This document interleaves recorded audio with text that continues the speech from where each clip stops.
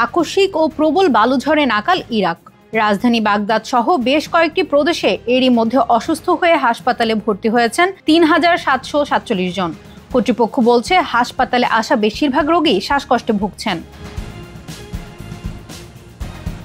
স্থানীয় সময় ১৫ এপ্রিল ইরাকে আঘাত হানে ভয়াবহ ধুলোঝড়। এতে অসুস্থ হয়ে কেবল বাগদাদে হাসপাতালে ভর্তি হয়েছেন ১,০১৪ জন। আল মুথান্নায় চিকিৎসা নিয়েছেন ৮৭৪ জন। বাকি রোগীরা এসেছেন দেশের অন্যান্য অঞ্চল থেকে। ইরাকের স্বাস্থ্য মন্ত্রণালয়ের মুখপাত্র সাইফ আল বদর জানান, হাসপাতালে ভর্তি হওয়া রোগীদের মধ্যে কয়েকজনের অবস্থা আশঙ্কাজনক। তাদেরকে উন্নত চিকিৎসা দেওয়া হচ্ছে, তবে অধিকাংশ রোগীকেই প্রাথমিক চিকিৎসা দিয়ে ছেড়ে দেওয়া হয়েছে। তবে এই ঝড়ের কবলে পড়ে এখনও কোনো প্রাণহানির খবর পাওয়া যায়নি। সাইফ আল বদর আশ্বস্ত করে বলেন, গুরুতর অসুস্থদের সর্বোচ্চ চিকিৎসা নিশ্চিত করা হচ্ছে। ওষুধ, মেডিকেল সরঞ্জাম কিংবা অক্সিজেন কোনো কিছুরই ঘাটতি নেই।